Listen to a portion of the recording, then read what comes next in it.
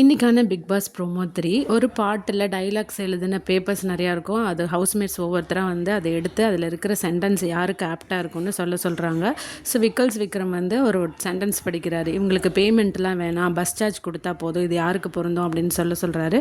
அவரை யாரோ ஒருத்தர் சொல்லிடுறாரு. அடுத்தது எஃப்ஜே போகிறாரு. எஃப்ஜே போயிட்டு அவர் ஒரு சென்டென்ஸை படித்து இது யாருக்கு ஆப்டாக இருக்குன்னு சொல்கிறப்ப அவர் வாட்டர் மெலனை கை காட்டிருக்காரு. இதில் வாட்டர் மெலன் ட்ரிகர் ஆகி 24 மணி நேரமும் சீக்க வந்த கோழி மாதிரி பெட்ஷீட்குள்ளே இருக்கிறான். இவன்லாம் என்னை பற்றி பேச வரானா, இந்த 20 நாளில் இவன் என்ன பெருசாக சாதிச்சிட்டான், என்ன மாதிரி ஏதாவது அவனால் பண்ண முடியுமா, எனக்கு இருக்கிற ஃபேமஸ் அவனுக்கு இருக்குதா அப்படின்ட்டு அவர் பாட்டுக்கு வார்த்தைக்கு தற்பெருமை பேசிக்கிட்டே இருக்கிறாரு. நான் 2 நாமினேஷன் ஃபேஸ் பண்ணிட்டு வந்திருக்கேன், ஒன்ன மாதிரி உன் குரூப்பில் இருக்கவங்க ஒவ்வொருத்தவங்களும் உனக்கு நாமினேஷன் ஃப்ரீ கொடுத்து உன்னை காப்பாற்றிட்டு இருக்கிறாங்க, என்ன மாதிரி நீ வெளியில் போய் மக்களை சந்திச்சுட்டு வா, அப்போ தெரியும் அப்படி இப்படின்னு பேசுகிறாரு. இவரும் உனக்கு என்ன திறமை இருக்குது அப்படின்னு கேட்டதுக்கு ட்ரிகர் ஆனால் எஃப்ஜேவும் அங்கே இருக்கிற லிவிங் ஏரியாவில் அவருக்கு தெரிஞ்ச அந்த சின்ன ஆக்ஷன்ஸ் எல்லாம் பண்ணி காமிச்சிட்ருக்கிறாரு.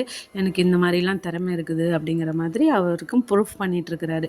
ஆனால் திவாகர் என்ன சொல்கிறாரு, எனக்கு இருக்கிற திறமைக்கு 30% கூட உனக்கு கிடையாதுன்னு சொல்லிட்டு எஃப்ஜேவை இவரும் ட்ரிகர் பண்ணுற மாதிரி தான் நினைக்கிறேன். நீங்கள் என்ன நினைக்கிறீங்க? கமெண்ட்ஸில் சொல்லுங்கள்.